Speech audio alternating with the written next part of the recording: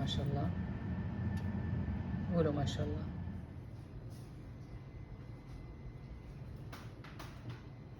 السلام عليكم ورحمة الله وبركاته حبايبي. سويت معاكم اليوم خبز أسمر اللي هو دقيق نجران.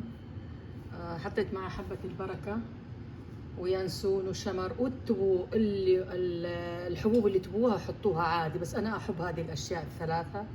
حطيت الحبوب اللي انتوا تبونها حطوها، بس أنا بالنسبة لي فضلت 3 الأشياء اللي هي الشمر وحبة البركة واليانسون.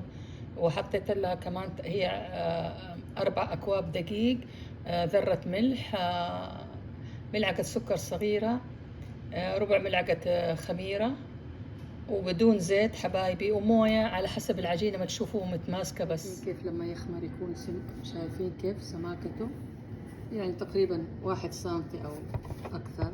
شايفين كيف ما شاء الله.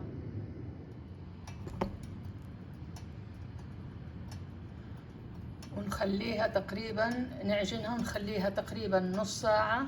بعد كده نفردها ونخليها ساعة كاملة حبايبي ونغطيها، وبعدين نخبزها، وإن شاء الله تنال إعجابكم. صحية إن شاء الله تنال إعجابكم. فطور غدا عشاء اللي تبوه صحية، حتى اللي عندهم السكري اللي مسويين دايت صحية، يعني ما في شيء لا زيوت ولا حاجة. ودقيق نجران معروف الأسمر ما شاء الله تبارك الرحمن. طيب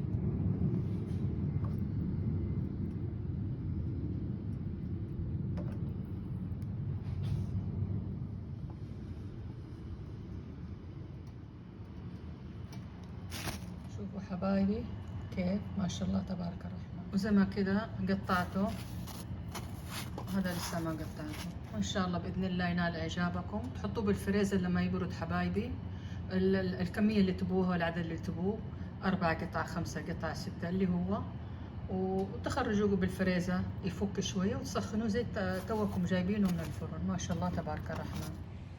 شوفوا حبايبي ما شاء الله خلصنا. شوفوا كيف ما شاء الله تبارك الرحمن. شوفوا، شفت الخبز ما شاء الله، شايفين؟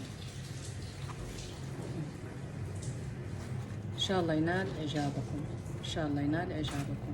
مرة رهيب وطعمته غير. شوفوا ما شاء الله.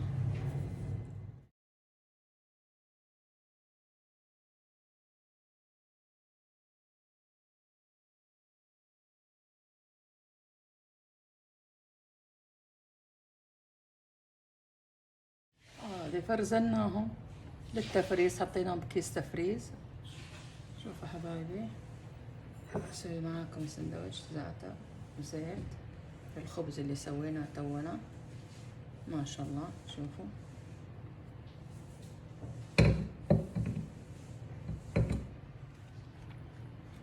مع كاسة شاي، يا سلام. ترى على فكرة طريقة الزعتر عندكم على اليوتيوب، الرابط تركيبة الزعتر موجودة على الرابط. اللي يبغى الزعتر هو يركب تركيبة على يده مرة حلوة. شايفين؟ يعني كل شيء طبيعي، ما في شيء جاهز عندي الحمد لله. شايفين ما شاء الله اهو. شوفوا